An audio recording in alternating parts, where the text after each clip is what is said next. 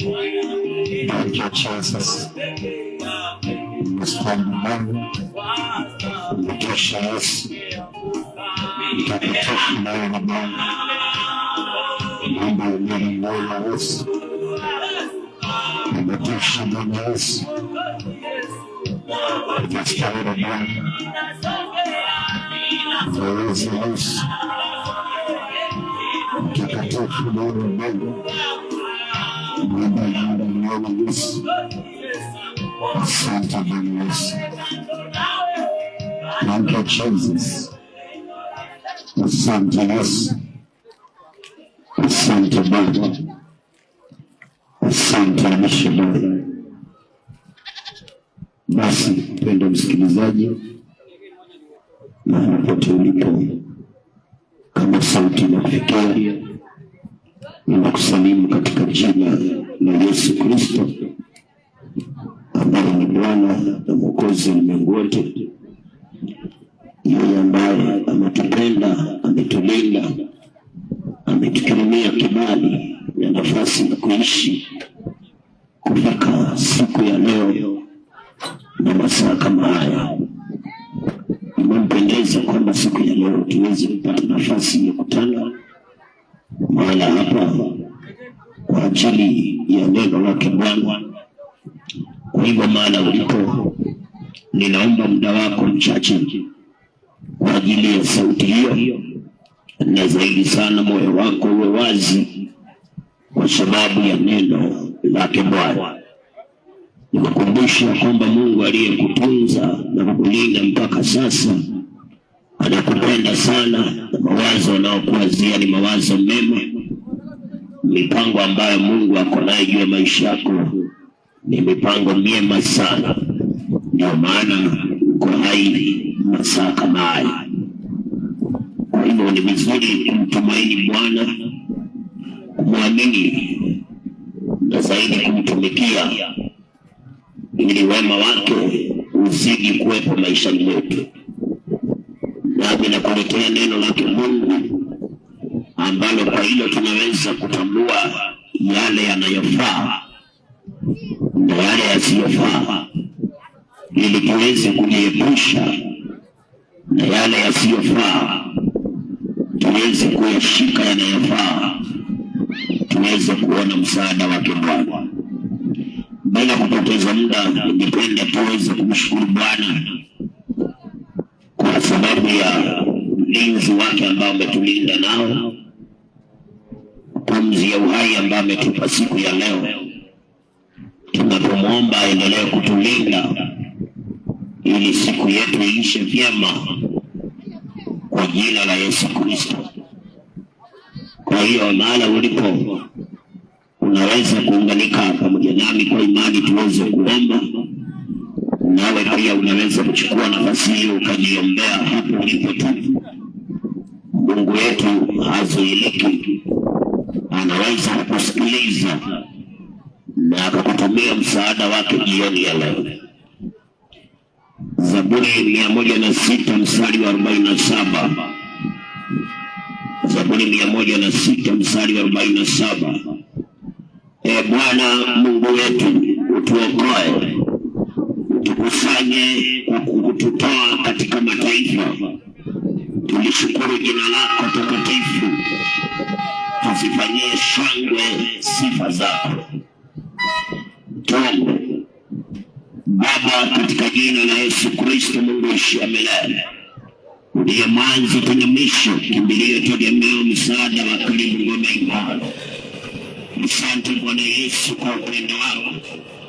Asante Bwana kwa wingi wa rehema zako.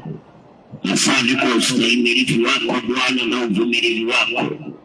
Unastahili kuabudiwa, unastahili kuinuliwa Bwana. Unastahili kutukuzwa na hakuna kama wewe. Asante kulinda maeneo haya Bwana. Asante kuwalinda wasikilizaji wote. Asante Bwana kwa nafasi hii ya kushiriki neno lako. Sifa zote zikurudie Bwana. Utukufu na heshima ni zako Yesu. Wewe ni Bwana na hapana mwingine. Ndipo Jehova ninakuadhimisha mahali hapa jioni ya leo. Ninakiri ya kwamba Yesu Kristo ndiwe Bwana, na kando na wewe hapana Bwana mwingine. Bwana Yesu, tawala mahali hapa jioni ya leo. Tawala wasikilizaji wote Bwana. Ukinyosha mkono wako kwa ajili ya wagonjwa wakawaponye, wadhaifu ukawatie nguvu, waliokusudia mabaya Bwana ukasimame kwa niaba yao. Kwa maana uwezo ni wako Jehova. Tukiomba msamaha wa dhambi Bwana, ukatusamehe dhambi na makosa yetu Bwana. Utusafishe na ututakase, utufanye kuwa haki mbele zako Bwana. Tamalaki na ukatende mema Jehova. Napoenda kulipeana neno lako mahali hapa jioni ya leo, naomba Bwana ukanitumie kama chombo, nikanene yapasayo na yastahiliyo kwa ajili ya siku ya leo. Atakayesikiliza neno lako, ninaomba Bwana likambadilishe, likamfanya kuwa mwana katika ufalme. Ninakamata mateka kila roho ya kuzuia injili, mamlaka yote ya waganga na wachawi, na roho yote ya kutoka baharini kuzimu, chochote ambacho kimeandaliwa na adui maeneo haya, ninakemea kikapate kushindwa katika jina la Yesu Kristo. Bwana ukanyoshe mkono wako ukomboe wazee, kwa mama na vijana, hata watoto Bwana ukomboe, na mahali hapa pakawe huru mbele zako Bwana, na sifa zote zitakurudia. Damu yako ikafunike na ikanene mema, siku ikaisha vyema katika jina la Yesu. Asante kwa maana unaenda kutenda mema Bwana. Uinuliwe na utukuzwe, uabudiwe na uheshimiwe. Wewe ndiye Mungu wa kweli na wa pekee. Mfalme wa mfalme ni wewe Bwana. Tumeamini umetenda na utazidi kutenda. Mungu wa Abrahamu, Isaka na Yakobo, kama vile uishivyo, mapenzi yako pekee yatimie sasa na hata milele. Katika jina la Baba, la Mwana na Roho Mtakatifu, katika jina la Yesu Kristo tunaomba na hata kuamini.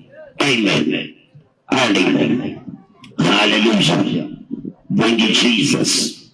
Basi mpendwa msikilizaji, ninakaribisha tena katika neno lake Bwana jioni ya leo. Ni matumaini yangu ya kwamba uko mzima na unaendelea kumtumainia Bwana. Nikukumbushe tena na tena kwamba Mungu anakupenda sana, na ndiyo maana uko hai siku ya leo.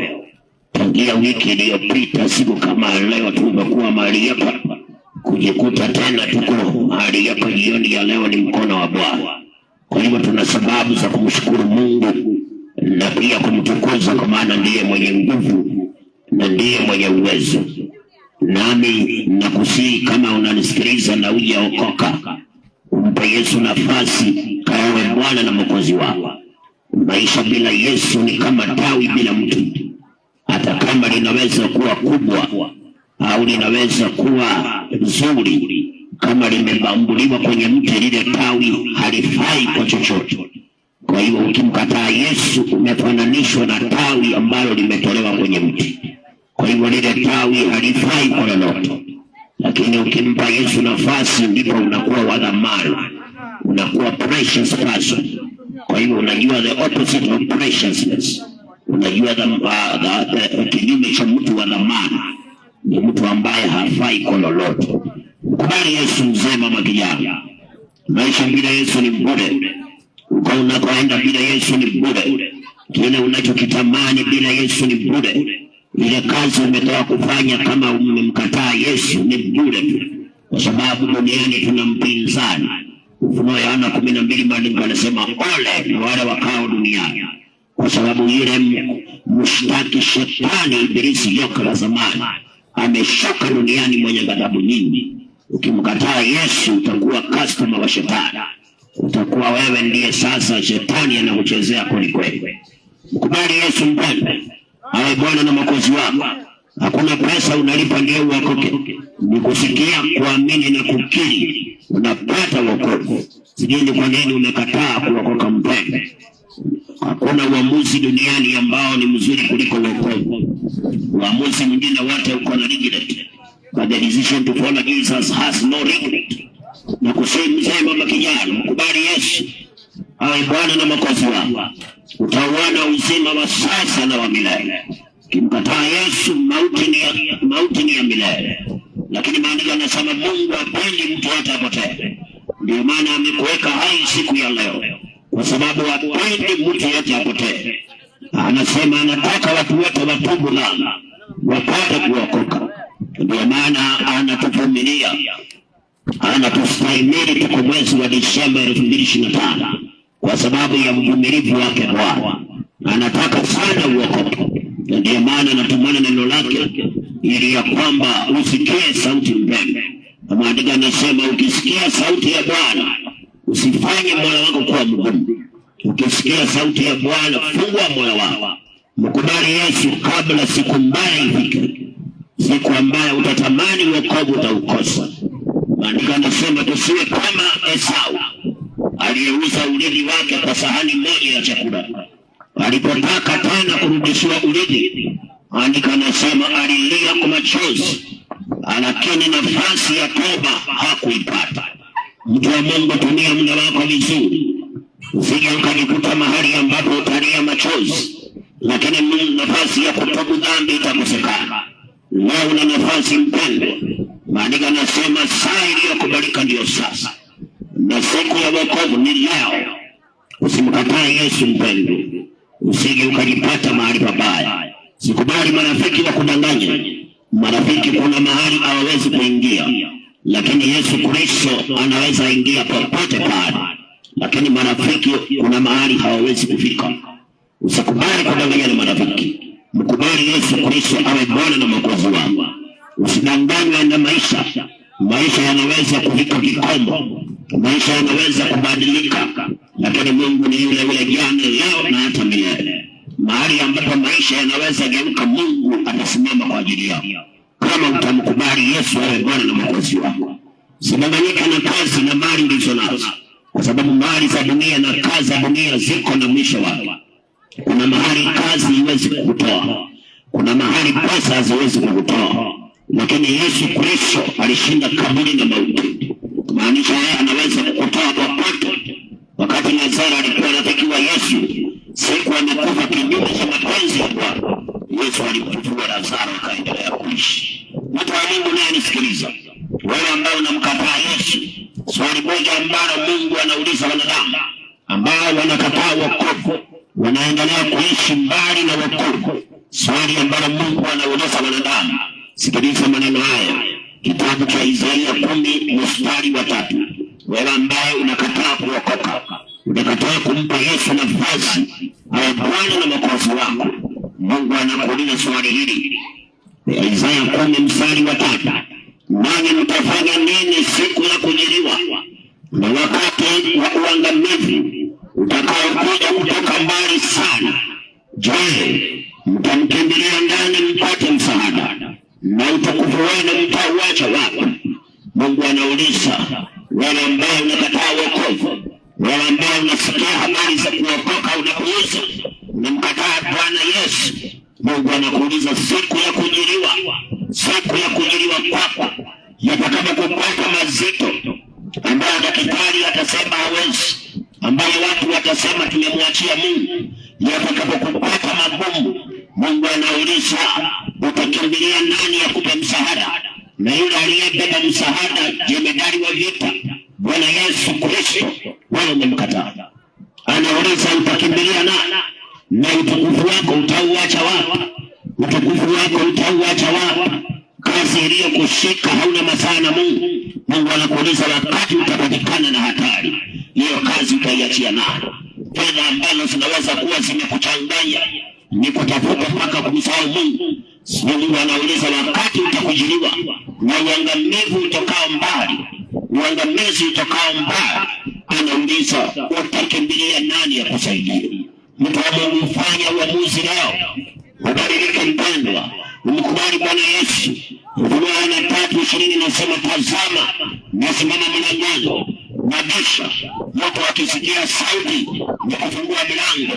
Yesu anasema ataingia kwake, atakaa naye na atakula naye, naye pamoja naye. Hallelujah. Thank you Jesus. Asante Yesu.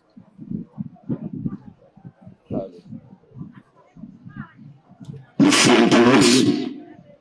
Mtu akisikia sauti na kufungua milango, Yesu anasema ataingia kwake, atakaa na yeye na atakula na yeye, naye pamoja naye. Lakini anauliza swali, wakati unamkataa Yesu, anauliza siku ya kujiliwa, siku ya mabaya, siku ya hatari, utakimbilia nani mzee? Na umekataa wokovu, utaenda nani ya kusaidia? Na kuna mambo ambayo binadamu hawezi, kuna mambo ambayo masomo haiwezi, kuna mambo ambayo daktari hawezi, kuna mambo ambayo pesa haziwezi kusaidia. Hata ukiwa nazo, unahitaji mkono wa Bwana. Na Mungu anapoona watu wanaenda mbali na yeye, wanakataa mwito wa wokovu, wanadharau wokovu, wanakataa kutumikia Mungu, akamwambia Isaya waulize watafanya nini siku ya kujiliwa kwao, wakati wa uangamivu. Wakati wa uangamivu, kuna kila mwanadamu aliye duniani, kuna mahali anasemanga kama sio Mungu singetoboa. Siku utarudiliwa na hiyo hali, utakuwa mgeni wa nani? Na Mungu alikutoa na bado ulirudia ulevi, alikutoa kwenye ile hali na ulikataa wokovu, na unasemanga pale kama sio Mungu ningezama, sasa ningekuwa marehemu. Lakini Mungu mwenyewe, maandiko yanasema hivi katika kitabu kile cha Warumi, ni kuonyesha tabia ya mtu ambaye ameona Mungu nyuma yake lakini bado hamtumiki. Katika Warumi moja mstari wake ni 18, nisome mstari wa 21, anasema kwa sababu walipomjua Mungu hawakumtukuza kama ndiye Mungu wala kumshukuru, bali walipotea katika uzushi wao na mioyo yao yenye ujinga ikatiwa giza. Hata walipomjua Mungu hawakumtukuza kama ndiye Mungu wala kumshukuru, lakini walipotea kwa uzushi wao na mioyo yao yenye ujinga ikatiwa giza. Ni mambo mangapi ambayo unakumbuka unasema kama sio Mungu ningekufa, ili ajali ingenimaliza, lakini bado hujaokoka. Yaani pamoja na kumjua Mungu haujamtukuza kama ndiye Mungu wala kumshukuru, lakini umeenda kutukuza mambo, umeenda kutukuza mambo ya dunia, umeenda kutukuza anasa za dunia. Mungu unamkataa, wokovu unaukataa. Lakini Mungu anauliza swali, wakati uangamivu utakao mbali, utakao kufikia mzee mama kijana, na Mungu aliye mbinguni akamwambia Nauli, Mungu ndiye kimbilio na ngome siku ya taabu. Na wewe mpendwa uliyemkataa Yesu, siku ya taabu utakuwa mgeni wa nani? Siku ya taabu utaenda kwa nani? Angalia, Mungu alikusaidia. Ulikuwa mgonjwa ukalazwa ukapona, lakini Mungu umemkataa. Mwingine ulikunywa chang'aa karibu ikuue, ulikuwa tu unaita na Jesus. Maana umekunywa chang'aa nyingi, Jesus akakuponya, akafikiria labda utawacha, hata saa hii hujawacha. Utakaporudiliwa na hiyo hali utakuwa mgeni wa nani? Utakaporudiliwa na hiyo hali mzee, utakuwa mgeni wa nani? Chukua hatua leo mpendwa, umpe Yesu nafasi akuwe Bwana na Mwokozi wako. Nafasi ipo mpendwa. Mungu anakuita jioni ya leo na anakuuliza swali, wewe ambaye amekusaidia na bado haujamtukuza kama ndiye Mungu, lakini umeendelea kupotea kwa uzushi wa moyo wako mwenyewe, na moyo umetiwa ujinga, umesahau vile kulienda. Mtu wa Mungu, fanya haraka, mkubali Bwana Yesu kabla siku mbaya ifike, kabla siku ya dhiki, siku ya hatari, siku ambayo utatamani kurudi nyuma ukaokoke, lakini itakuwa too late. Mpe Yesu nafasi mpendwa. Give your life to Jesus. He is calling you today. Na anasema yuko tayari kukusamea hata kama dhambi ni nyekundu. Mungu anasema yuko tayari kukusamea. Na sio kusamea tu, anasema ukikubali na kutii hata mema ya nchi utayakula. Mbele msikilizaji, angalia tukondishe. Mungu amekusaidia. Mbona hujaacha baba? Amekukomboa kwa mengi. Ajali, matatizo hapa na pale, umesaidika. Lakini Mungu anasema watu wengi baada ya kumjua Mungu hawajamtukuza kama ndiye Mungu wala kumshukuru, lakini wamepotea kwa uzushi wa mioyo yao. Wanaendelea kupotea, hawajamtukuza Mungu kama ndiye Mungu. Lakini Mungu anauliza swali, anaambia Isaia, rudia tena mpendwa maneno haya, yasikilize sana, yatafakari sana mpendwa. Jioni ya leo fanya uamuzi kumkubali Yesu Kristo awe Bwana na Mwokozi wako. Isaia 10:3, maandiko yanasema, nanyi mtafanya nini siku ya kujiliwa na wakati wa uangamivu utakaokuja kutoka mbali sana? Je, mtamkimbilia ndani mpate msaada, na utukufu wenu mtauacha wapi? Mtamkimbilia nani mpate msaada? Unafuatana na mabeshte. Umesahau ile siku ulikuwa amewanyaka, mabeshte hawakukuja, lakini Yesu alikuponya. Sasa umeshikana na mabeshte, mmerudi kwa ile ngome ile ya banga, ngome ile ya mguka, mmerudi pale kwa mbesi. Unasikia bado kaibande, twende kaende. Lakini Yesu anakuuliza, siku ya kujiliwa, wakati uangamivu utatoka mbali, utakuwa mgeni wa nani? Mtu wa Mungu, nani atakusaidia?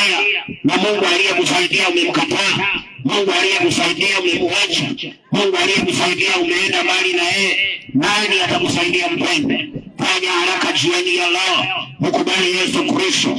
Katika mwito kijana, ujana ni moshi. Nguvu za ujana kuna mahali haziwezi kukutoa, kuna mahali haziwezi kutoa hata kidogo. Mtu wa Mungu, mkubali Yesu, mpe Yesu nafasi. Anakuita jioni ya leo, kabla ile siku mbaya ifika. Mkubali Kristo Yesu kabla ile hali irudie. Mkubali Yesu Kristo kabla ile ajali uliyoepuka irudi tena.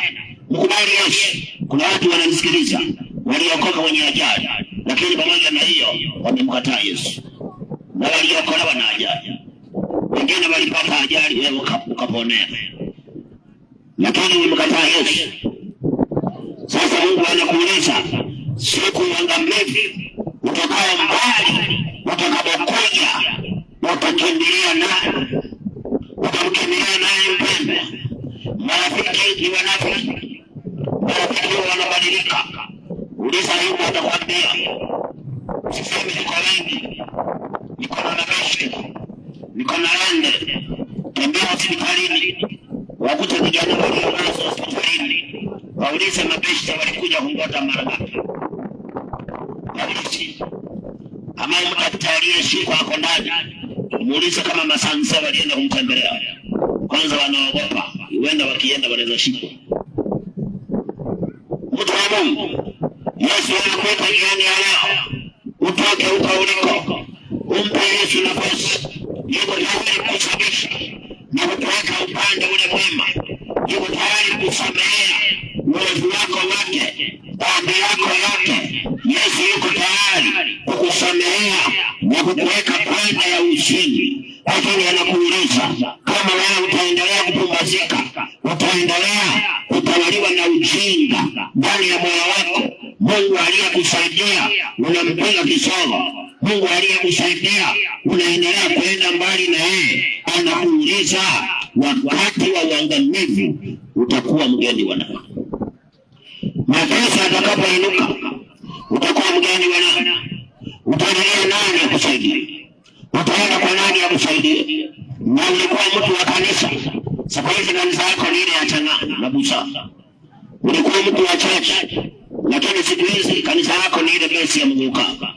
Ulikuwa mtu wa kanisa, lakini kanisa yako leo imekuwa ni biashara. Siku ni baada uko kazi. Sasa Mungu anakuuliza, siku ya uangamizi utakao mbali, sudden destruction itakapokuja, wewe yurand na Mungu ambaye anasaidianga watu, wewe ulimkataa, ulimpiga kisogo, hauna haja na yeye. Anakuuliza, utakimbilia nani?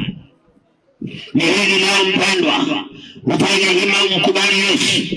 Ni hili leo kijana, upige hesabu ujiulize, pamoja na kufanya haya nimepata faida gani? Nina mwelekeo gani katika maisha sasa? Tuko Disemba. Una mwelekeo gani? Pamoja na kufanya ujanja na anasa, una mwelekeo gani? Wengine hata miaka imesonga, hata kuoa ufikiri kuoa. Wewe uko tu. Na unasema ni kujinaisi. Naponda raha zangu. Na miaka inasonga. Na shetani naye anakuja na kutafuta na kuimajua death. Toka mgeni wala. Sikiliza habari za wasio mkubali Mungu. Ayubu anasema hivi. Kwa habari ya watu ambao wanamkataa Mungu. Yaani mpendwa, ni hatari sana. Mkubali Yesu mpendwa. Kitabu kile cha Ayubu 36. Ayubu 36. Maandiko yanasema hivi. Ayubu 36 mstari wake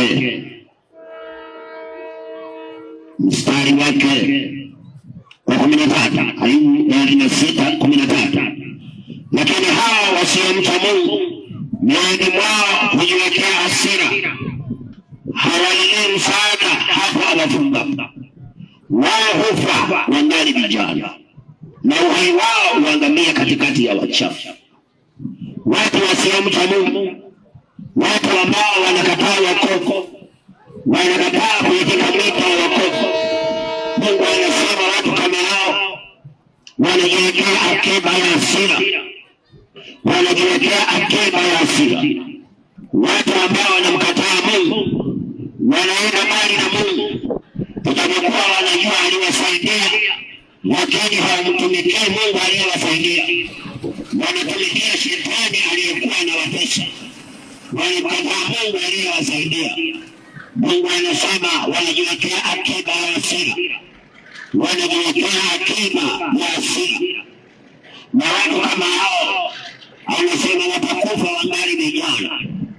Kuna mtu anasema nitaokoka nikizeeka. Sikiliza maneno ya Mungu yamesemaje. Ukimkataa Mungu utakufa ungali kijana. Hakuna kufikia uzee.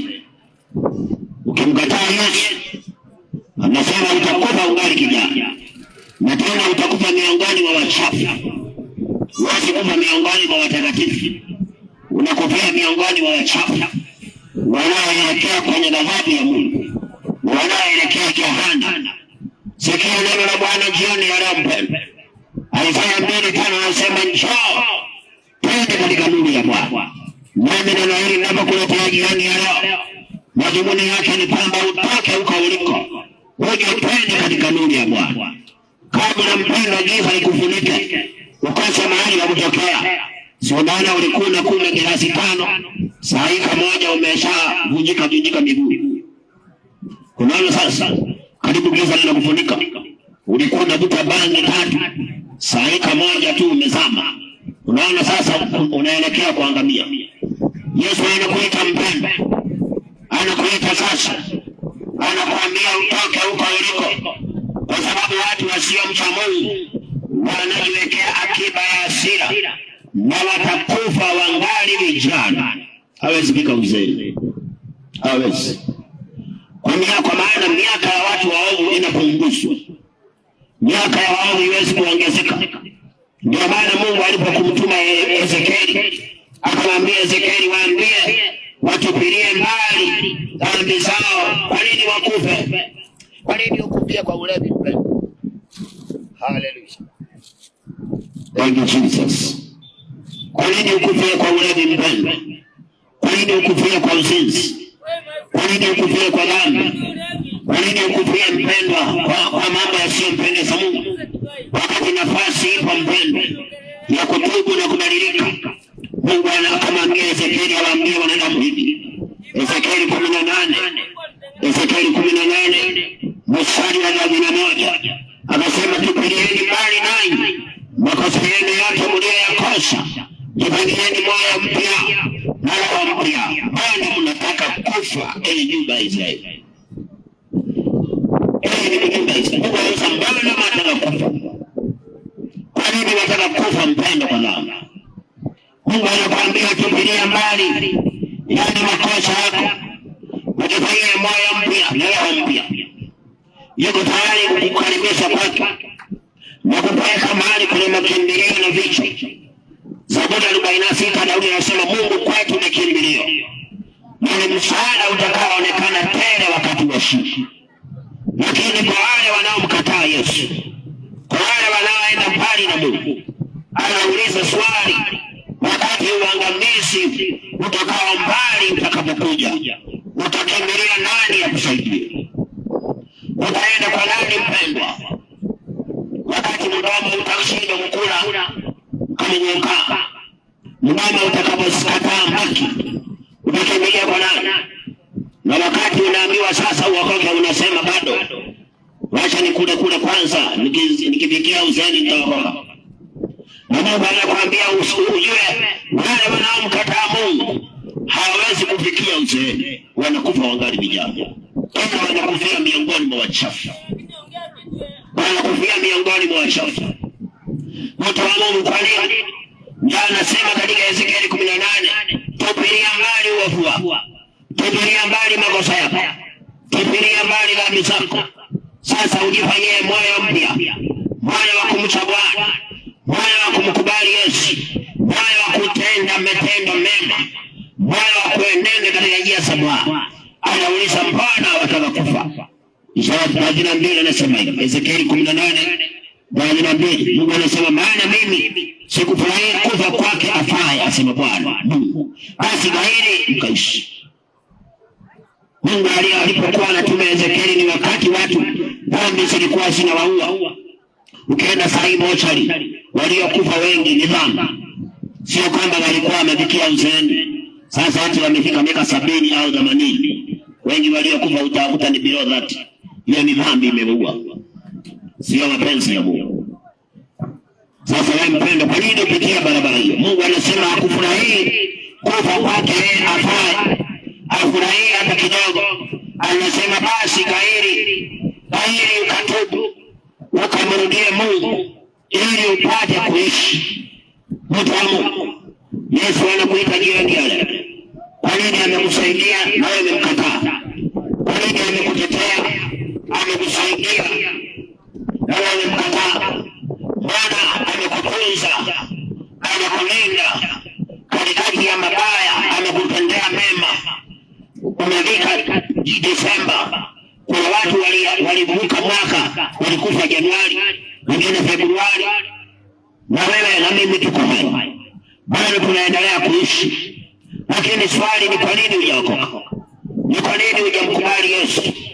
Na Yesu anakuuliza wakati uangamizi utakao mbali utakapokufikia, utamkimbilia nani akusaidie? Utaenda kwa nani ili akusaidie? Wakati wewe Mungu anakusaidia na unamkataa, wakati anakutetea na unamkataa, anakuponya na unaendelea kutenda dhambi, anakuokoa na ajali, unazidi kufanya maovu. Anakuuliza sasa, siku ya uovu, uangamizi utakao mbali utakapokufikia, anauliza utaenda kwa nani upate msaada? Utamkimbilia nani? Mtu wa Mungu. Wale wamemkubali Yesu wanakimbilia kwa Bwana. Na yeye ni ngome yao siku ya taabu. Na wewe uliyemkataa Yesu Kristo, nani atakuwa ngome yako? Msaada wako atakuwa nani? Wakati wewe umemkataa Yesu. Ingekuwa heri jioni ya leo ukubali Yesu Kristo. Ingekuwa heri jioni ya leo mpendwa, utubu dhambi zako. Ufanye kama vile Mungu amesema katika Ezekieli 18. Anasema tupilia mbali na wewe dhambi zako. Tupa mbali. Na ujifanyie moyo mpya na roho mpya. Ujifanyie moyo mpya. Uachane na moyo wa kuenda kwa uovu. Uachane na roho ngumu ya kuendelea kukaa kwa dhambi. Uachane na roho ya ngumu na kuendelea kumkataa Yesu. Kwa sababu mpenda msikilizaji, nje ya Mungu ni mateso, nje ya Mungu ni milio, nje ya Mungu ni mahangaiko ambayo hata daktari hatakusaidia, ambayo hekima yako haitakutetea. Nje ya Yesu Kristo ni mateso ambayo hata mganga hawezi kusaidia. Amen. Hata mganga atakimbia. Ufunuo 6 anasema siku Yesu atakapokuja, Amen, kila jicho litamuona. ndio. Na wanasema wale waliomkataa watakimbia, watatafuta vile ambavyo watafunikwa, watatafuta njia ya kuzuiliwa wasipatikane na ile adhabu ya Mungu. Watakimbia kwa miamba, lakini miamba itatoroka. Amen. Watakimbia kwa milima, lakini milima itakimbia. Amen. Mtu wa Mungu. Yes. Na maandiko yanasema katika kitabu cha Zefania, fedha zao watazitupa barabarani. Amen. Haina wasaidia. Utakuwa mgeni wa nani? Amen. Wewe unamsikiliza. Ndio. Utakuwa mgeni wa nani? Yes. Ingekuwa hili siku ya leo, ndio, umkubali Bwana Yesu, kubali anapane na makosi wako. Amen. Ingekuwa hili siku ya leo, Amen, umpe Yesu nafasi, kwa jina la Yesu, anapane na makosi wako. Amen. Kabla siku mbaya ndio, haijafika mpendwa, kweli, kabla siku ya uangamizi ndio, haijafika mpendwa, Amen, kabla dhambi haijageuka ianze kukaanga, kweli, ni vizuri uokoke, utoke mbali mpendwa, kabla dhambi kutoshe, kwa sababu mshahara wa dhambi ni mauti. Amen. Dhambi hakuna siku ya kusaidia, itakutesa tu. Kweli. Na dhambi ikianza kukutesa, Amen, Mungu hana nafasi na wewe. Kweli. Dhambi ikianza kukutesa, Amen, Mungu hatakukubali. Dhambi ikianza kukutesa, Mungu hatakupokea, anakuachilia. Amen. Kwa nini mpendwa, Yesu akuachilie? Kwa nini mtu wa Mungu uteseke bure? Na Yesu na basi, hakuna furaha kwa dhambi. Amen. Mpango wa kanda usaidii. Kabla mpango wa kanda kugeuke, kwanza kuteseka na magonjwa ya zinaa. Kubali Yesu mpendwa, akukomboe leo. Kubali Yesu kijana, kubali Yesu mzee, akuokoe kabla ya sugar daddy ageuke kuwa mgonjwa wa zinaa. Basi mpendwa, Yesu anasema tupilia bali na jifanyie moyo mpya, jifanyie roho mpya, jifanyie moyo mpya mpendwa, jifanyie roho mpya kijana. Kuna siku zinakuja utakaposema ningelijua, ningeliokoka, ningelijua, ningelibadilika, lakini itakuwa tule. Zefania 18 anasema, Amen. Sikiliza maneno ya Bwana mpendwa. Yes. Yesu anakuita hata siku ya leo. Yesu Kristo anakuita. Umpe nafasi mpendwa. Amen. Mkubali Bwana Yesu. Awe Bwana na mwokozi wako. Yesu anakuita jioni ya leo. Toka kwa dhambi mpendwa. Toka Yesu mpendwa. Amen. Muda uliopewa ni wa kutubu. Muda uliopewa ni wa kuokoka. Amen. Haujaongezewa miaka kwa sababu vingine. Haujaongezewa miezi mpaka Desemba kwa sababu ya maisha yako. Maisha ni baadaye. Muhimu sana ni wokovu. Kilichomfanya Mungu akupe nafasi mpaka leo, sio kwamba ndio ujenge ghorofa. Hiyo ni ya baadaye. Sio kwamba ufanye biashara. Hiyo sio ya Mungu amekupa nafasi nayo. Cha muhimu sana ambacho Mungu amekupa nafasi nishi, ili utubu dhambi uokoke. Wala mengine ndio yanafuata baadaye. Anasema tabutini ufalme kwanza, wala mengine baadaye. Sababu kubwa ya wewe kuwa hai sio ufanye kazi yako. Sababu kuwa hai leo sio kwamba ufanye biashara. Sababu kubwa ya kuwa hai sio kwa habari ya mipango ya kidunia. Lakini kitu cha muhimu sana kimemfanya Mungu amekulinda na amenilinda ili tutubu dhambi tuokoke. Wale ya kazi na biashara na manyumba na whatever ni vitu ya baadaye. Lakini angalia vya baadaye umeniweka mbele. Vitu ya baadaye ndio yanitanguliza. Mpaka unamsahau Mungu. Na Mungu anakuambia hivi ulivyojitanguliza, kuna mahali haliwezi kuingia. Kuna mahali atakutoa. Uangamizi utokao mbali utakapokufikia, anakuambia kwamba yale ulivyojiwekea havitakusaidia. Watu wa Mungu anakupata hata kijana. Sikiliza neno la Mungu linasemaje. Iko siku inakuja ya kulia na kusema mema. Utakuwa mgeni wa nani? Wewe mpende mkataa Yesu. Neno la Mungu linasemaje? Zefania 1:17. Neno la Mungu linasema, Zefania 1:17, nami nitawaletea wanadamu dhiki. Mungu anasema ataletea wanadamu dhiki, hata watakwenda kama vipofu. Wanadamu wataenda kama vipofu, kwa sababu wamemtenda Bwana dhambi. Kwa sababu wamemtenda Bwana dhambi. Na damu yao itamwagwa kama mavumbi. Damu ya wanadamu itamwagwa kama mavumbi. Na nyama yao kama mavi. Na nyama yao itatapakaa kama mavi. Fedha yao wala dhahabu yao havitaweza kuwaokoa katika siku ile ya ghadhabu ya Bwana. Bali nchi yote pia itateketezwa kwa moto wa wivu wake. Maana atawakomesha watu wote wakaao katika nchi hii. Naam, ukomo wa kutisha. Neno la Mungu linasema hiyo siku ya Bwana iliyokuwa ikaribu, nayo inafanya haraka sana. Naam, sauti ya siku ya Bwana. Shujaa ulia kwa uchungu. Shujaa wachana. Nasema hata nikuja ngapi mimi nafika nyumbani. Kweli. Siwezi lala kwa mtaro. Ndio. Mimi ni konkara. Shujaa wa mguka. Shujaa wa bangi. Yes. Nasema hata nivute koro ngapi mimi lazima bado niko macho vizuri. Shujaa wewe kabisa uzinzi. Kila msichana unapita naye. Amen. Na hakuna mahali wanakupeleka. Kweli. Yaani wewe ni shujaa mwenyewe. Ndio. Kila mwanaume unapita naye. Unapita na hela unamweka kando unachukua mwingine. Amen. Lakini Mungu anasema siku ya Bwana inakuja. Amen. Siku yenye kutisha mpendo. Siku ya uangamivu. Amen. Hatakaa kwa Mwenyezi. Amen. Anasema watu watalia na kusaga mema. Amen. Shujaa ataomboleza na kulia. Amen. Watu wa Mungu wako kalao. Okoka. Yesu mpendwa. Amen. Mungu anasema ataleta dhiki. Atawaletea wanadamu dhiki. Hata wanadamu wataenda kama vipofu. Amen. Unajua ulimwengu 2020. Ilikuwa kama mfano wa vile Mungu anaweza kufanya. Watu walikuwa wanaenda kama vipofu. Maski kila mahali.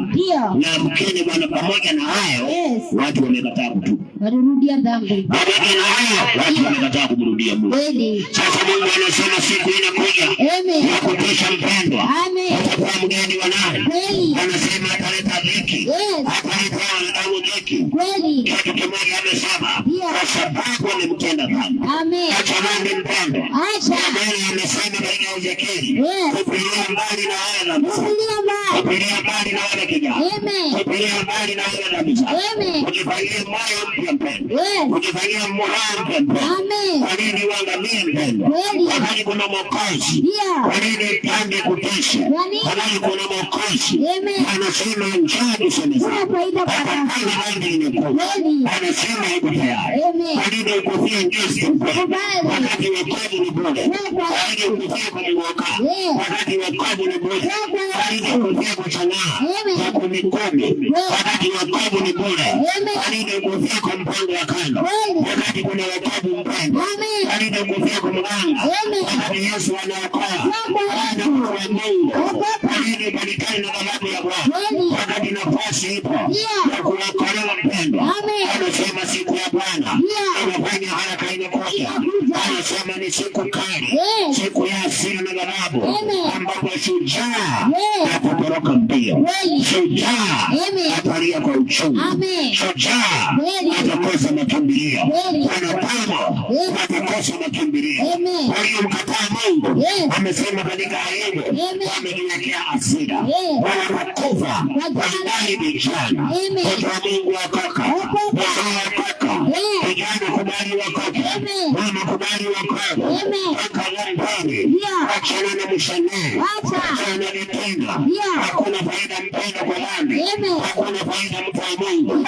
Ingekuwa heri leo amkubali Yesu Kristo, awe pale na mkosi wako. Ingekuwa heri leo amkubali Yesu Kristo, awe pale na mkosi wako. Haja haraka mpendo, kubali Yesu mpendo, mpa Yesu nafasi, kuitika mita mpendo. Leo ndio siku ya Bwana, leo ndio siku ya wokovu, leo ndio siku ya wokovu.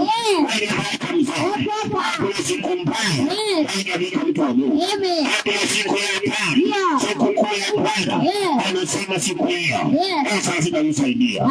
Siku ya ghadhabu ya Mungu aliyekataa wokovu, kama ana milioni yake mpendwa hatamwokoa. Kama ana mali, kama alimkataa Mwokozi, mali yake haitamsaidia. Chochote cha wanadamu kinataka kama kijeshi. Yesu. Damu itamwagika kama mavuno. Katika siku ya hasira ya Bwana. Utakuwa wapi mpendwa? Umejiandaje mpendwa? Isaya 2:5 anasema njoo katika nuru ya Bwana. Njoo mzee. Kwa nini njoo? Kwa njoo. Kwa wizi njoo. Katika nuru ya Bwana. Kwa misheni njoo. Kwa nuru ya Bwana. Asipomaa mpendwa. Kwa mandawa za kulevya. Njoo twende mpendwa. Siku ya Bwana inakuja. Siku ambayo anasema maangamizi atakayo mbali watakufikia. Watakuwa mgeni wako. Watakimbilia nani? Nani akusaidie? Yesu kimbilia, wamemkataa. Yesu kimbilia, wamemkataa. Watakimbilia nani? Yesu ambaye ni Mwokozi, wamemkataa. Yesu ambaye ni mkombozi, wamemkataa. Hata kama dhambi ni nyekundu, Mungu yuko tayari. Hata kama dhambi ni nyekundu, yuko tayari mpendwa. Ulimi upendwa na ghadhabu ya Mungu. Nafasi ipo mpendwa. Soma Zefania 2. Zefania 2 mstari wa kwanza. Mungu anakusaidia sana. Anakutendea mema. Kwa nini umemkataa? Kwa nini unaanguka mbele? Mungu amekusaidia. Wewe umekataa wokovu. Anakuambia siku inakuja. Siku inakuja mpendwa. Wakulia na msaada mengi. Siku inakuja. Ghadhabu ya Mungu. Siku inakuja. Serikali ya Bwana. Utakuwa mgeni wa nani? Utaenda kwa nani mpendwa? Ili akusaidie. Umemkataa Yesu. Mpendwa msikilizaji. Wewe ni mpendwa. Ukubali Yesu. Neno linasemaje? Kitabu Zefania 2:1. Zefania 2:1. Jikusanyeni. Jikusanyeni. Naam. Kusanyeni. Jikusanyeni.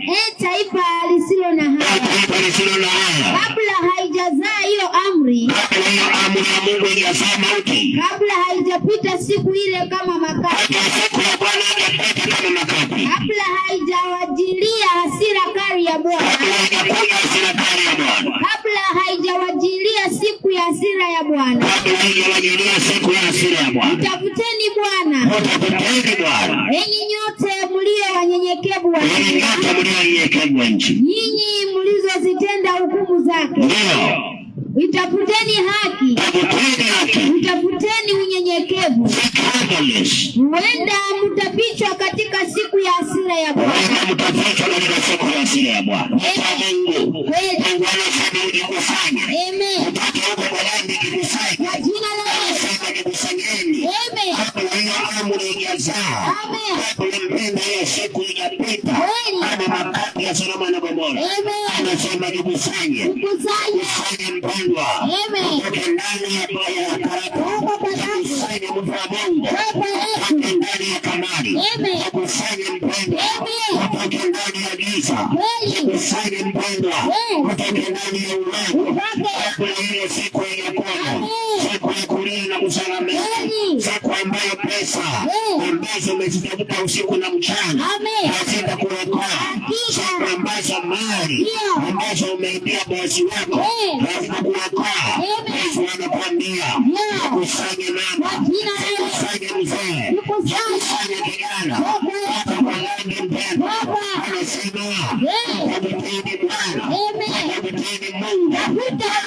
Siku inafika utafuta Mungu mpendwa, utafuta Bwana mpendwa, wacha uovu mpendwa, wacha giza mpendwa, achilia dhambi mpendwa, weka ndani ya uovu, rafiki watakusaidia. Siku ya Bwana inakuja. Hali ni kwa watu ambao wamesaidiwa na Mungu, walimkataa Mungu. Hali ni kwa watu ambao Mungu ni wa huruma, wamekataa kuokoka. Hali ni kwa watu ambao Mungu ni wa rehema, wamemkataa tena. Hali ni kwa watu ambao Mungu anaheshimu watu wake. Anasema katika Samueli wa kwanza 2 mstari wa 4, anasema hili ni zuri. Anasema maneno haya mpenda msikilizaji.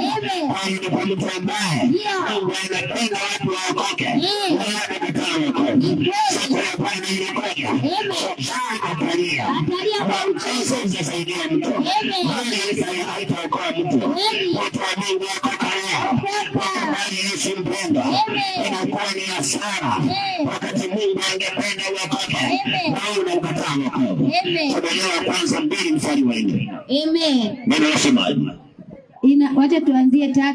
Ndio. Hili ni nzuri nalo la kubalika mbele za Mungu. Anasema hili ni nzuri na linakubalika mbele za Mungu Mwokozi wetu, ambaye hutaka watu wote waokolewe na kupata kujua yaliyo kweli, kwa sababu Mungu ni mmoja na mpatanishi kati ya Mungu na mwanadamu ni mmoja, mwanadamu Yesu Kristo. Fika hapo. Mungu anasema hili ni nzuri. Amen. Inapendeza. Watu wote wako. Amen. Kwa jina la Yesu. Amen. Mungu angependa uokoke. Unakumbatia malaya. Amen. Mungu angependa uokoke. Unakumbatia dhambi. Mungu angependa uokoke. Unakataa Yakobo. Unasema Yakobo ni wajinga. Mungu anawako mpendwa. Mungu anasema inapendeza. Mbele zake inapendeza. Anataka watu wote waokoke.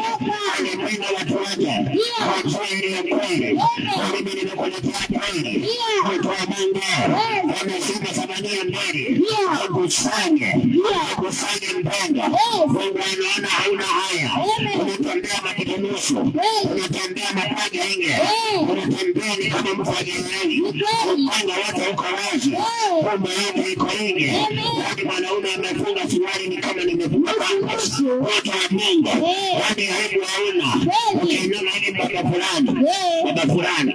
Ukiinama hivi tu nguo za ndani zote zimeonekana. Yaani haya hauna. Lakini Mungu anasema zikusanyeni. Taifa lisilo na haya. Taifa lisilo na haya. Zikusanyeni. Kabla hiyo siku ikapita. Kwa nini mtu wewe mwanaume mbona una akili hivi? Kwa nini hauna uhaya? Tena wewe ni baba fulani. Unafunga suruali kama haina unafunga suruali ni kana kwamba yani unalazimisha kuvaa. Ungetoa basi utembee uchi. Kwa jina la Yesu. Kwa nini wataka kutoesha nguo zako za ndani? Amen. Na tena wewe ni baba fulani. Ni kweli. Yaani hauna haya. Heshima. Yesu anakuambia jikusanye. Jikusanye mbele. Ndiye. Huko uliko. Amen. Huko kwa hiyo njia. Huko. Sio swali. Ndio. Hiyo ndio pumbavu. Amen. Kutawaliwa na shetani. Kweli. Lakini swali. Swaga gani? Enda kwa simu yako. Ni dhambi. Google. Amen. Meaning of sagging of trousers. Google the meaning of sagging of trousers. Wale waliokuwa wakisagi trouser walikuwa wanajitambulisha kwamba wao mashoga. Amen. Yaani wafirwaji. Sasa wewe ni mfirwaji. Amen. Ungependa kufirwa? Geuka. Mtu wa Mungu. Amen. Usifanye kitu kwa sababu watu wanafanya. Amen. Jifanyie moyo wa hekima. Jifanyie akili mbele. Amen. Mche Bwana Mungu wako. Mche Bwana. Mungu anasema ndio jikusanye.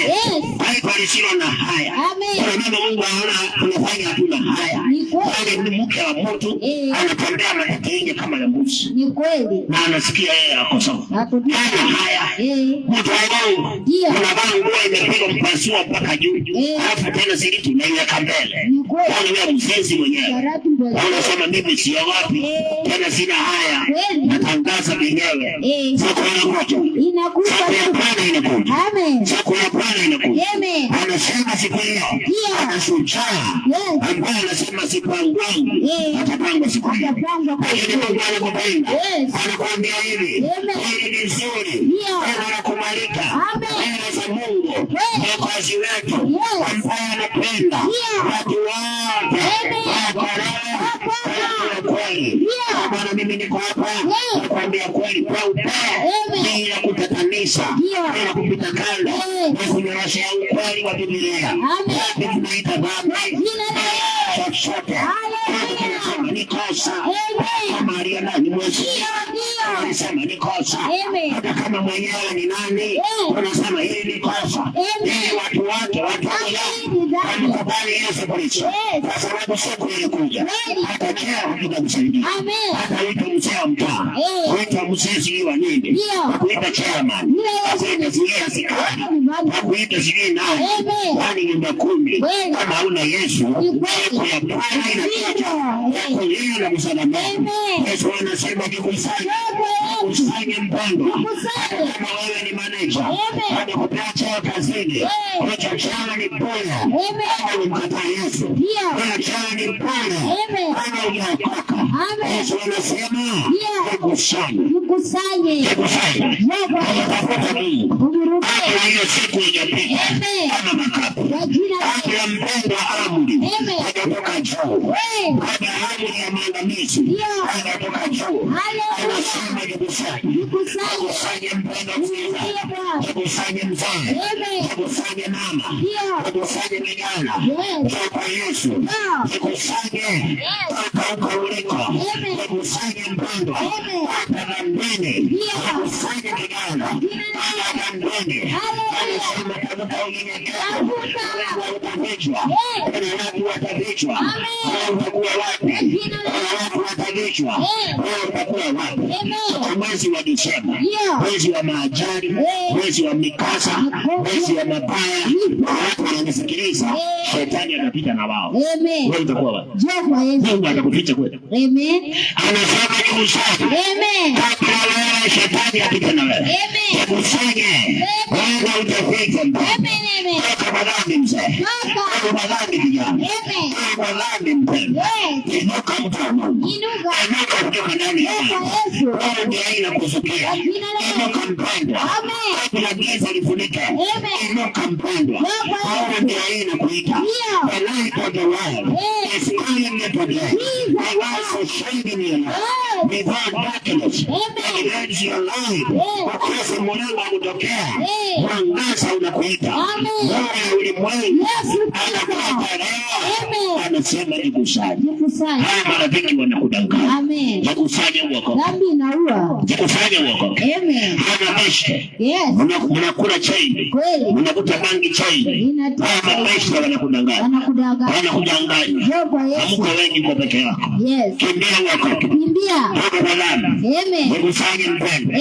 Ukizaliwa kimoja, ukipatikana na mabaya, utabeba peke yako. Hautaona mtu. Na kitabu kitafunguliwa. Matendo yako yatasomwa. Kama ulimkataa Yesu, maangamizi. Hakuna huruma. Yesu anasema, Ezekieli 7 mstari wa 1. Sikiliza maneno haya mpendwa. Yeye haraka mpendwa. Bali Yesu mpendwa. Nikuletea neno la Bwana. Injili ya kweli. Neno la ukombozi. Neno la wokovu. Fanya hima mpendwa. Sikia neno la Mungu. Usikatae wokovu.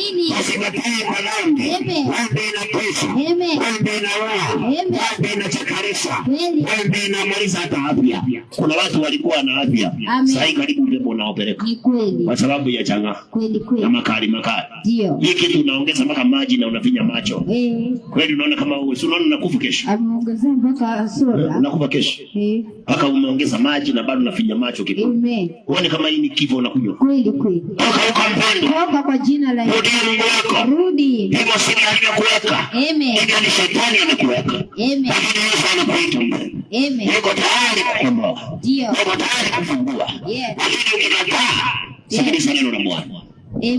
Ezekieli 7 kuanzia 1. Tena neno la Bwana likanijia kusema, na wewe mwanadamu, Bwana Mungu aiambia hii nchi ya Israeli, ni mwisho umesijia pembe 4 za nchi. Sasa mwisho huu utakupata. Unakupata nami nitakuletea hasira yangu. Nitakuhukumu sawasawa na njia zako. Nami nitampatiliza machukizo yako yote. Jicho langu halitakuachilia. Mungu anasema jicho lake halitakuachilia. Wala sitaona huruma. Mungu anasema hataona huruma. Bali nitapatiliza njia zako. Na machukizo yako yatakuwa katikati yako. Nanyi mtajua ya kuwa mimi ndimi Bwana. Unatambua sasa kumbe zile sauti zilikuwa si zilikuwa kelele. Ilikuwa ni Mungu anatafuta roho yako. Kwa jina la Yesu. Tunaweza kuletea injili useme ni kelele. Useme wanakuingilia. Usihubiri tu kama wale wengine. Hatuwezi kuhubiri kama wale wengine. Dhambi utaacha. Tunahubiri kama Yesu. Amen. Si kama wale wengine. Kwa jina la Yesu. Lazima utoke dhambi. Amen. Mungu anasema ukikataa. Yes. Nitaokoa. Yes. Nitakwambia mwisho unakuja. Mwisho unakuja. Kupata wewe. Amen. Anasema hata kuhurumia. Kama umemkataa Yesu, hakuna huruma. Amen. Hamna huruma. Ndio. Ndio maana Kaini alilia, lakini hakuhurumiwa. Esau alilia, lakini hakupata nafasi. Amen. Mtu wa Mungu. Ndio. Racheli alilia kuzimu. Akasema nitafutieni maji ya kiroho. Nataka nisaidike ulimi. Lakini aliambiwa nafasi ya Mungu. Ulikuwa na nafasi duniani. Wewe ulisaidika duniani. Sasa ni wakati wako kuteseka. Mtu wa Mungu. Usipumzike mzee. Usikatae mpendo. Usikatae wito wako. Kupali wakoke. Kupali wache dhambi. Kwa sababu siku ile ilikuja. Anasema Mungu hataona huruma. Mungu ni wa huruma leo. Lakini ninatarajia kwa Mungu hataona huruma. Mungu ni mwasi mapesi wa hasira. Lakini ukikataa kuokoka. Anasema hataona huruma. Damu yake ikilika. Hataona huruma. Atakupatiliza kulingana na machukizo yako. Atakulipa kulingana na njia zako. Atakulipa kulingana na matendo yako. Watu wa Mungu, Yesu anakuita. Anataka mpendo. Anakusaidia sana. Anakuletea Mungu. Sasa ni wakati wako. Ni wakati uache dhambi. Uache maendeleo mengi. Ndio mavazi ya heshima. Ewe uchi wako. Unasema maendeleo mengi. Kuna siku watakufunika. Utapia shingo. Kwa jina la Yesu. Utakataa. Amen. Utakubali. Amen. Wacha video leo unatembea na kavesti mtaani. Mwanamke mzima. Tena mama fulani. Hapo na kivesti barabarani. Anapiga mtaa. Akili imeoza. Pokea akili leo. Amen. Toka madhambi. Soko inakuja. Amen. Mungu anasema ikikupata ujaokoka hata kuhurumia. Hakuna huruma. Hata kuhurumia. Amen. Jicho lake halitakuachilia. Hata kuangamiza mghadhabu yako. Kwa sababu nafasi alikupa. Upendo alikupea. Anasema God loved the world. He gave his only begotten son. That whoever believes in him shall not perish, but have everlasting life. Hallelujah. Umekataa upendo wa Mungu. Anakuambia siku ya ghadhabu ikifika. Umemkataa Yesu. Hakuna kuhurumiwa. Hakuna kuhurumiwa. Unatumia muda wako vizuri. Ungependa kwa Yesu. Ungependa kwa Yesu. Ungependa kwa Mungu. Kuongeza mpendo. Hakuna faida. Kuongeza la ulemi. Hakuna faida. Kuongeza la ulemi. Hakuna faida. Kuongeza tunala kwa kazi. Tunala kwa biashara. Kwa mpendo. Hakuna faida. Kuongeza kwa vitu ya watu. Kununulia watu mali zao. Hakuna faida. Kuongeza mpendo. Kuongeza hasira. Kwa kijana. Upendo wakoka. Yesu anakuita leo. Anakuita mpendo. Kuokoka. Kubali kubadilika. Kuna siku hii inafika ambayo Mungu anasema hatahurumia mwanadamu. Hatakuachilia mwanadamu. Lakini atampatilisha. Atampatilisha. Kulingana machukizo yake. Atampatilisha kulingana na uovu wake. Sasa utakuwa wapi? Wazazi 5:14. Mama utakuwa wapi? Baba utakuwa wapi? Sikiliza neno la Bwana. Wazazi 5:14. Sikia Mungu anasema. Anakuita jioni ya leo. Anakuita mpendo. Anakuita mzee. Anakuita kijana. Acha kuimba lipi ya wenyewe. Acha mpendo msikilizaji. Sasa inakuja. Acha mpango wa kando. Acha mzee wenyewe. Mpango ya kamote. Sasa anakuletea. Mpango na kadawa. Kila kitu anakufanyia. Siku inakuja. Siku inakuja. Anasema kwamba atakuwa na huruma. Atamvumilia malala. Atampatilisha. Kulingana machukizo yake. Lakini jioni ya leo. Jioni ya leo. Yesu anakuita. Anasemaje? Kitabu ni Waefeso 5:14. Hivyo usema Mungu anasema, amka wewe uzinziaye, ufufuke katika wafu, na Kristo atakuangaza.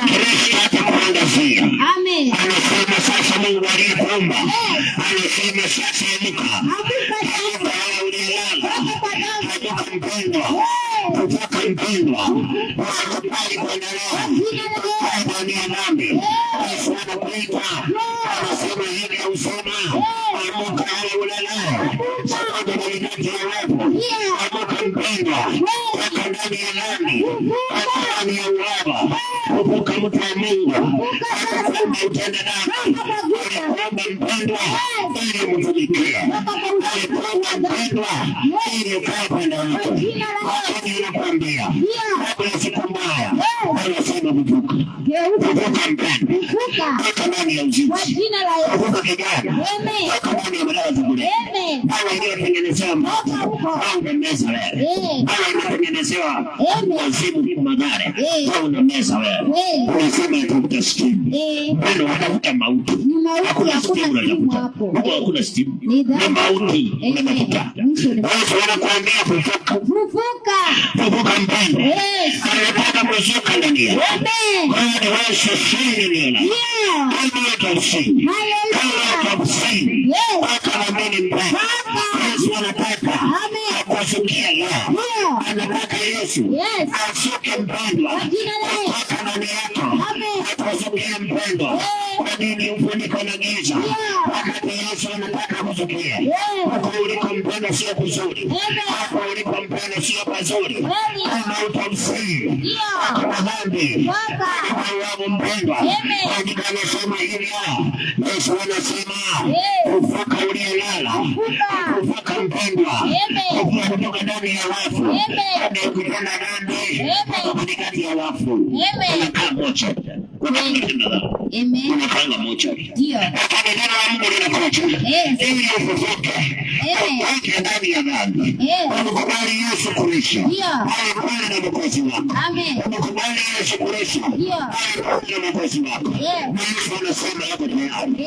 Anataka kuzuka ndani ya moyo wako. Amen. Anataka kuzukia. Amen. Kulima kataa mpendo. Usikatae. Amini Yesu. Dhambi ina ladha. Amen. Dhambi yenyewe imeshaondokewa ladha. Sasa imeanza kukutesa. Kwa unafurahia sasa unalia. Watu wa Mungu si wakoke. Okoka. Amini Yesu. Anataka kuzukia mzee. Anataka kuzukia kijana. Amen. Alikuwa na kazi nzuri. Sasa hivi mbaki mtu wa kubambanya. Amen. Kwa sababu ya dhambi. Alikuwa na mtu alienda. Kwa sababu ya dhambi. Bwana usikubali wokovu. Amen. Bwana usikubali. Mungu anaitwa urejesho. Bwana usikubali. Amen. Anasema kufuka. Amen. Toka ndani ya walio wafu. Toka ndani ya usingizi. Anataka kuzukia. Amen. Watu wa Mungu hayaka. Amen. Ukubali Yesu mpendwa. Amen. Mpe Yesu nafasi. Amen. Usikubali kuteseka kwa dhambi. Amen. Usikubali shetani akupigania kwa dhambi. Amen. Wakati mlango wako wazi. Usikubali shetani akufungia kwa uovu. Akufungia minyororo ya dhambi. Wakati nafasi ipo mpendwa. Kwenye haraka mzee. Kufunga sasa. Ndio katikati ya walio wako. Yesu anataka kuzukia. Akakulendi mpendwa. Achilia uovu. Umelala miaka mingi. Umepata maina gani? Umepata bangi miaka mingi. Umepata maina gani? Umetenda maovu miaka mingi. Umepata maina gani? Yesu anakuita. Anakuambia njaa. Mpendwa msikilizaji. Akakulendi mzee. Akakulendi kijana. Mpendwa. Yesu anataka kuzukia. Akakulendi mkamanda. Akakulendi mbaya. Inatosa. Inaua. Inamaliza. Inaelimu. Inapeleka jehanamu. Lakini karama ya Mungu. Karama ya Mungu. Ambaye ni wokovu. Ndani ya Kristo Yesu. Anasema kwamba ni uzima wa milele. Karama ya Mungu. Anayekuatia nao. Ni uzima wa milele. Usikataa mpendwa. Usikubazike mama. Sasa dunia kukuinua, asikusaidia. Anasa mpendwa, asikusaidia. Asema na jienjoy, au jienjoy unachoa. Wakati Yesu, hakuna kujienjoy kwa wewe. Hakuna kujienjoy kwa dhambi. Hakuna kujienjoy kwa dhambi. Kuchoa unachoa. Hakuna kujienjoy. Hakuna mpendwa. Inakaa ndani ya Yesu. Ndani na raha wewe. Hapa kuna raha. Kuna raha mpendwa ndani ya Yesu. Lakini kwa changaa. Kuna raha. Unakuja ukiangalia ukimaliza miguu itembei. Kuna raha kweli huko? Hakuna. Rangi haina raha. Unakuta ukiwa mzuri, alafu unatoa macho kama ya pusi. Sasa kuna raha huko? Hakuna raha. Kuna raha kwa muguka. Amen. Kuna muguka, unaanza kujenga ghorofa ya hewa. Sasa kuna raha kweli? Hakuna. Ukimaliza unakuta mlango uko wazi. Amen. Unalala bila kufunga mlango. Amen. Kweli kuna raha huko? Hakuna raha. Ni kwa Yesu mpendwa. Yesu anasema jifunzeni kwangu. Amen. Jifunzeni kwangu. Amen. Kwa uzinzi hakuna raha. Kwa uzinzi mpendwa hakuna raha. Kwa chini wana furaha na mcheko. Unatoka na hasira. Tena mke wako ameenda. Uko mpendwa hakuna. Zaidi ya yote utukufu wa Mungu hauna. Tena zaidi ya yote ni kwamba magonjwa hazina umeyapata. Upenda kwa dhambi. Hakuna raha. Raha ni kwa Yesu mpendwa. Anasema jifunzeni kwangu. Utapata raha na usingizi. Shetani hana raha. Yesu ndiye ako na raha. Ana raha inayopangwa. Kwa Yesu nafasi mpendwa. Ukubali Yesu pigana. Ukubali Yesu mzee. Ukubali Yesu mpendwa. Anakuita jiani ya raha. Anakuita mpendwa. Usifanye mwako mgumu. Usikatalie kwa dhambi. Chagua nafasi sasa. Chagua hatua mpendwa. Ukatoke na mbele. Kwa sababu siku inakuja. Wakalia na kusema mema. Siku inakuja. Wale uliosherehekea wakamgeuka. Wale uliofurahia wakamgeuka. Watakuwa mgeni wanao. Wakamgeuka. Yesu anakuita. Anasema njoo. Ukamkubali Yesu. Anasema toka. Toka kwa dhambi. Ukubali dhambi. Ukubali Yesu. Anakuina. Mwokozi wako. Hakuna siku utahangaika. Anakuibuka. Yesu hakuna aibu. Ananilia. Anauzima. Hata na milele. Wewe mwaminia. Hakuna kutayarika. Hakuna aibu kwa Yesu. Aibu ni kwa ndege. Unakuwa baadaye unatoka umejikojolea kama mtoto wa sasa. Hakuna faida kwa furaha. Ni aibu. Aibu mpendwa. Basi ndiye kuna raha. Basi ndiye kuna raha. Ina utukufu. Unamkapa Yesu. Sasa kwa nafasi. Ukubali Yesu. Sasa kwa hatua. Mtoto ndani kama. Ukubali Yesu. Kabla sikumbaya. Haijapita. Kabla sikumbaya. Haijapita mpendwa. Ukubali Yesu. Anakuona. Mwokozi wako. Kwa ushindi ulipo. Kunipa baraka. Kunipa amani. Kunipa uzima. Mpendwa. Kutoka sasa. Wanadinatia wako. Wanadinatia walio nana. Hakuna mtu wa Mungu. Yesu anataka akuzukie. Akuzukie mpendwa. Kwa miongoni mwa maelfu. Watakawafurahia wokovu wa Bwana. Miongoni mwa maelfu. Ambao wanashangilia. Yesu anakurudi. Kwa chukua walio wako. Fanya haraka mpendwa. Unakubali Yesu. Baba muda wetu umesonga sana. Kitabu cha Luka 19 mstari wa 41. Tuweze kumaliza. Usiku umeingia. Yule aliandikiwa kusikia. Unajua ameshasikia. Kitabu cha Luka. Soma kitabu cha Luka.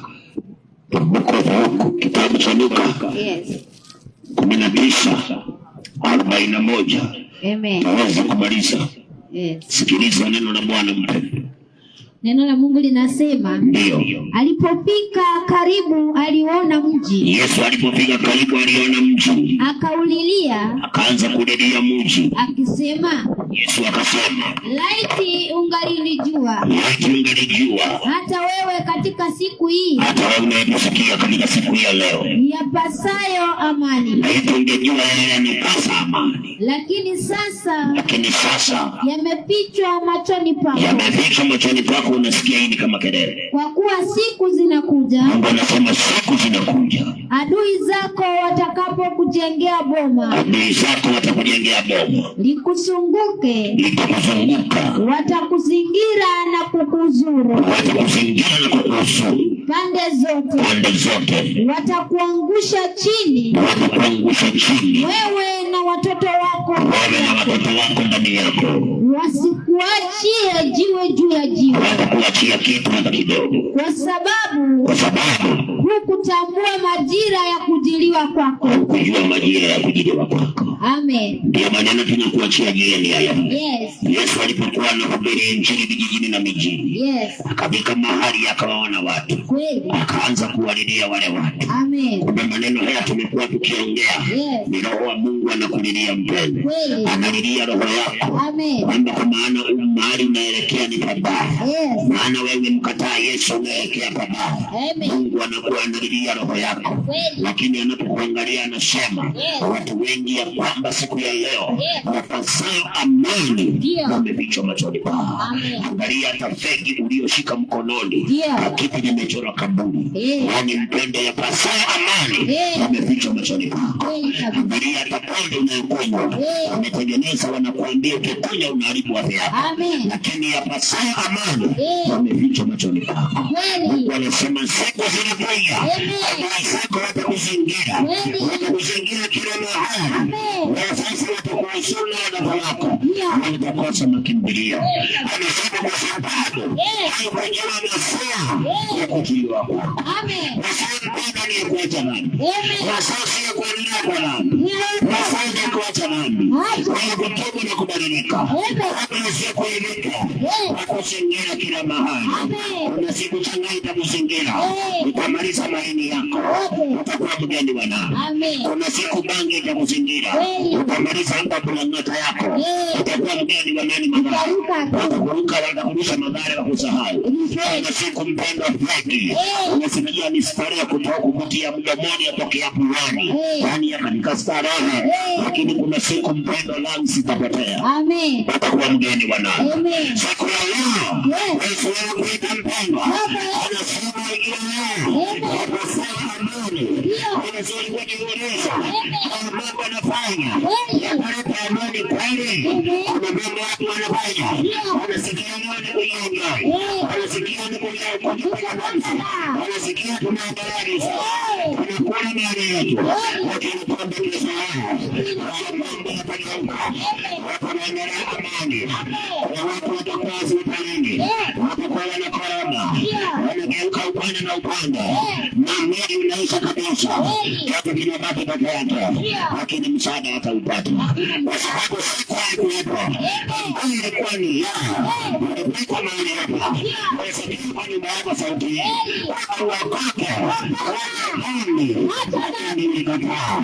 Yesu anasema siku hiyo mpendwa, adui watakuzingira, utakosa mahali kutokea mpendwa, wale maisha yako unapolaana tena, wale mlikula laana wao hautalaana tena, wale wanaume ulikuwa unachukua pesa kwao hautalaana tena, wale wasichana ulikuwa unapita na wao hautalaana tena, wale mlikuwa mnaiba mnagawana hautalaana tena. Yesu anasema adui watakuzingira tena, utakosa makimbilio. Lakini siku ya leo kuna makimbilio mpendwa, kuna makimbilio leo. Kuna watu wanakote, wanapigana, wako ndani ya dhambi, ndani ya Yesu, Yesu anapasa,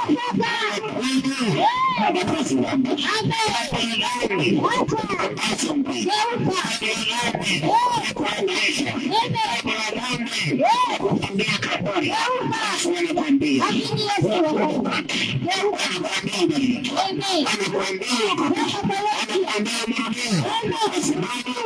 ukipasa kujua njia, utafika katika mahali pabaya, watakosa makimbilio, watakosa makosi, watakosa msaada. Mpangilio na njia, mpangilio nyakati ni ya kutubu na kumwamini Yesu. Wana njia, wana nyakati tunafuata. Watu wa Mungu badilika. Yesu na basi. Yesu na basi. Hapana, wewe kazi wako. Lakini mitume 3:17. Sikiliza maneno ya kumaliza tukiuacha. Umesikia ile subira amesema. Ukikosa kuangalia ufanyayo, wewe ni mambo yaletayo amani.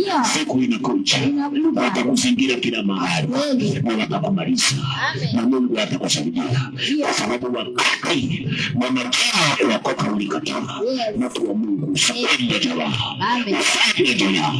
Wala unasemaje? Matendo 3 pale kuanzia 17. Ndio. Basi sasa ndugu zangu, najua ya kuwa mliyatenda haya kwa kutokujua kwenu. Na kama na wakuu wenu walivyotenda. Lakini mambo yale yaliyohubiri. 19. Ndio. Tubuni basi. Mrejee. Ili dhambi zenu zifutwe. Zipate kuja nyakati za kuburudisha. Kwa kuweko kwake Bwana. Amen. Lakini sasa umesikia neno. Amen. Anasema sasa tubu. Tubu dhambi. Rejea. Dhambi zako zifutwe. Zipate kwenye nyakati za kuburudisha. Amen. Nyakati za kuburudisha haziko ndani ya ulevi. Amen. Nyakati za kuburudisha haziko ndani ya mpango wa kando.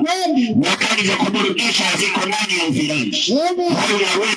Nyakati za kuburudisha haziko ndani ya upotevu.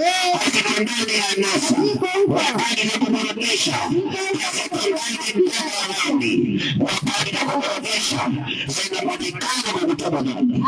Kumrudia Mungu. Kwa jina la anafanya hao kutokujua. Lakini sasa ingine ni kupita. Anasema utubu. Wataona anifako mzee. Wataona kijana. Wataona mama.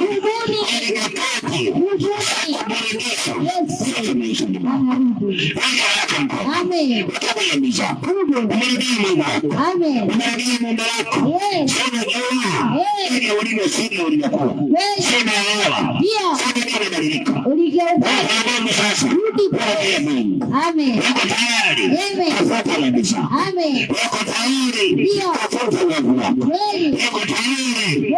Kusamehe. Amen. Na kulipa nyakati za kuburudisha ndani ya maisha yako. Amen. Ndugu masikio. Ndio. Nasikia haya. Hiyo neno la Bwana. Wakati wa kutubu. Amen. Na kuacha dhambi. Fanya haraka. Yesu anakuita. Usifanye siku ya kuja haijafikia. Amen. Tubu kabisa. Amen. Wakusaidie. Yes. Na atusaidie. Kwa jina la Sio miongoni. Yes. Wale watazingirwa kila mahali. Amen. Wakose makimbilio. Lakini tuwe miongoni wa watu ambao Amen. watafuta dhambi zao. Yes. Ili wapate nyakati za kuburudisha. Kwa sababu ya muda wetu. Sisi tunataka usiku ya leo. Amen. Aliandikiwa kusikia. Mmoja wamesikiliza. Amen. Tutakapoweza kuomba. Tunapoomba mara ulipo. Kwenye nyumba yako. Kwa kazi yako. Mahali pote unapotusikilizia. Inawezekana tangu tuanze kunena. Kitu umetambua kwamba unafanya makosa. Nakuomba na wewe jiombee. Mwambie Bwana nisamehe. Futa dhambi zako. Usiwe miongoni mwa wale watalia na kusamehe. Uwe miongoni mwa wale wataburudishwa na wewe. Mungu ni mwaminifu. Atakusikia na atakukomboa. Maana ni Mungu mkombozi. Anasema hamdharau mtu yeyote. Moyo uliyevunjika na kubondeka. Mungu hawezi kudharau. Mungu nakuomba na wewe zungumza na Bwana. Ndani ya moyo wako zungumza na Bwana. Bwana mwambie Bwana ukweli wako. Toka ndani mpendwa. Toka ndani zako. Mungu yuko tayari. Atakusafisha. Na utapata makao ya uzima wa milele. Amina tu.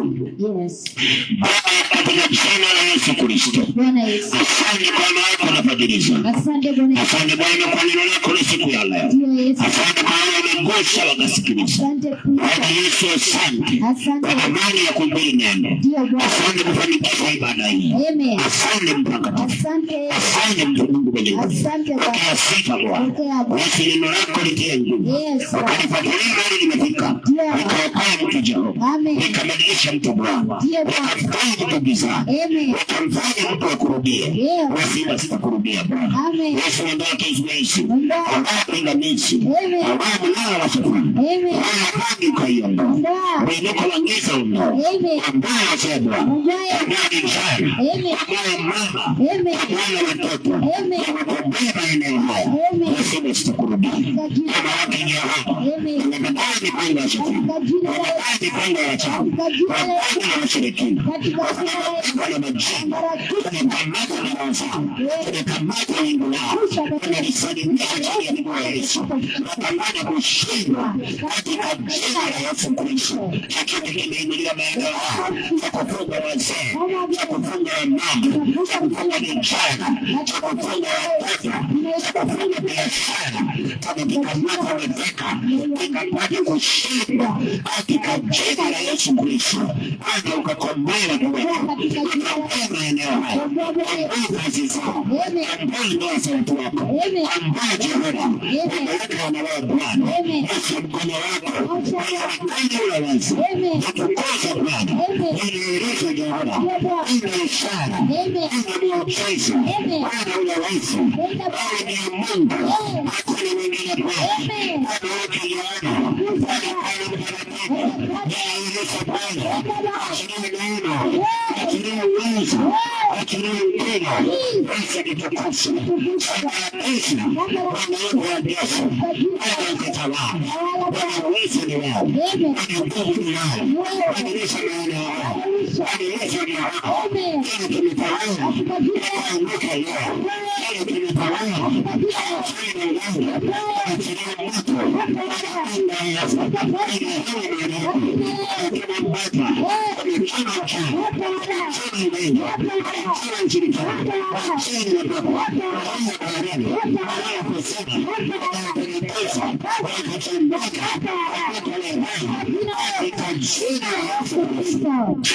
Ashinde, wapenda washinde, waminako washinde, wanawasa washinde, wapapa washinde, wachini washinde, katika jina la Yesu Kristo. Bwana Yesu tawala, unipende Baba, utukuze Bwana, ushirikane, kabisa milele, unisalitane Bwana, ukomene haya, wazima sikurudia, damu yako Yesu, ufunika maeneo haya, damu yako Yesu, ikalile mema, damu yako Yesu, damu Yesu, mahali, ina nyumba, ina mzee, ina mama, ina kijana, ina mbata, damu Yesu, damu Yesu,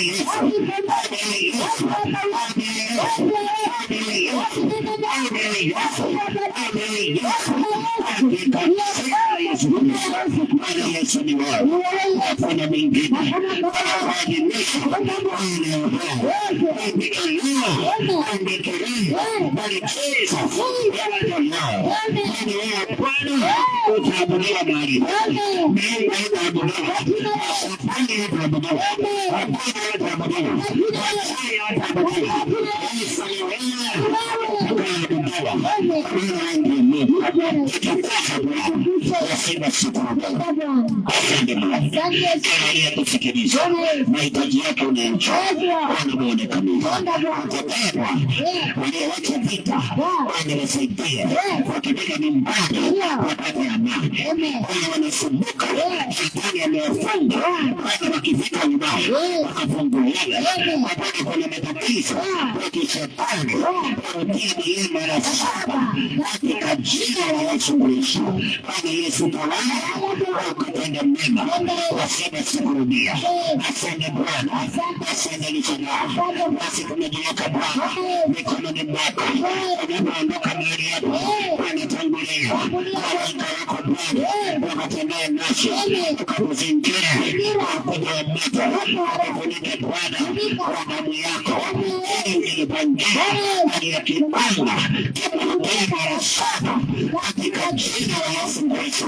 Kila mbaya watu wanapata wengi wakufanya injili hiyo mambo naenda pepo katika jina la Yesu Kristo. Waendelea nikilia kwa watu wanapanga Genesis and prosper and every time races in judgment we condemn it katika jina la Yesu Kristo. Asante Bwana kwa maana umetenda, umenielewa, umetukasa, umetukia, umeheshimiwa, wewe ni Mungu, hakuna mwingine.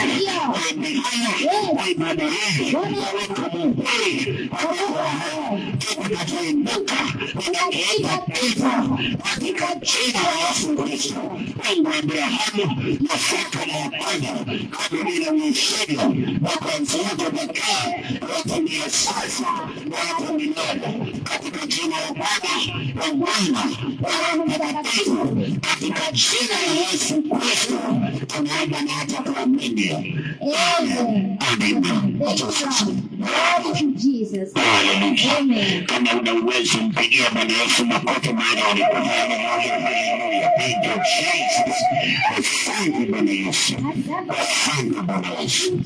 Hallelujah. Amen. Mungu amani akubariki sana msikilizaji mpendwa. Yes. Akutendee mema, akujalie kibali na neema. Amen. Ukiona ni mbaya usitende. Amen. Kama unapitia shida vumilia. Amen. Shortcut is a long way to go to hell. Amen. Usipitie shortcut. Amen. Vumilia, mngojee Mungu. Amen. Na ujifunze kujiombea. Amen. Usipende kuombewa. Amen. Jifunze kujiombea. Amen. Na ukijiombea mwambie Mungu ukweli wako wote. Yes. Usimwambie tu shida zako. Yes. Mwambie pia makosa yako. Amen. Na Mungu atakusaidia. Yes. Kwa maana ni Mungu wetu sote. Amen. Ni Mungu wa kila mmoja mwenye mwili. Yes. Ukimwamini utaona msaada wake. Amen. Bwana akusaidie sana. Amen. Tunaitwa Holyway Ministries. Yes. Kama ungependa kushiriki nasi, tuko pale hapo chini ya Agape, hapo Mulika Mwizi. Yes.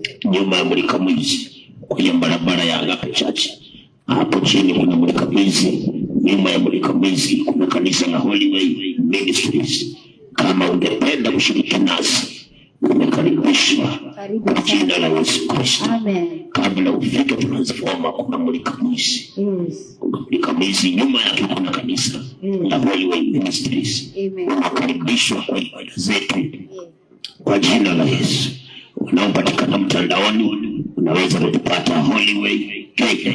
Kama unapatikana mtandaoni any platform the internet unaweza kutupata Holyway Kenya na ukapata neno la Mungu la kweli na ukasaidika sana. Amen. Wale ambao ni wasikilizaji wa redio, Yes. every Friday saa 1 baada ya news ya jioni, every Friday unaweza kusikiliza neno kama hili Ruben FM. Amen. Every Friday kuanzia saa 1 baada ya news ya saa 1 ya jioni, kama wewe msikilizaji wa redio unaweza kusikiliza neno la kweli Ruben FM na ukasaidika sana kwa jina la Yesu. Amen.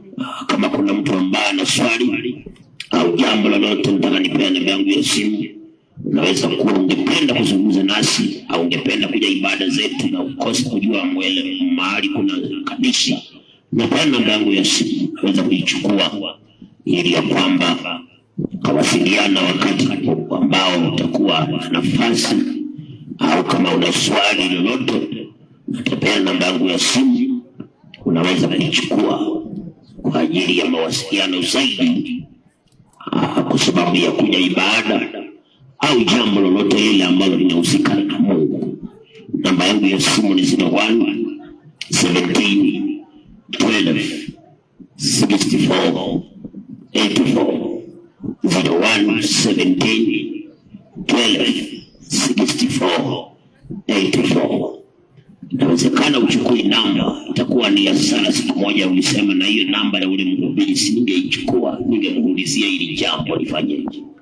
Namba yangu ya simu 01 17 12 64 84 01 17 12 64 84. Mungu akubariki sana na akutendee mema. Mahala hapa Tutaonana wiki ijayo siku kama ya leo. Amen. Kwa mapenzi yake Bwana. Mimi nakutakia usiku ulio mwema na baraka.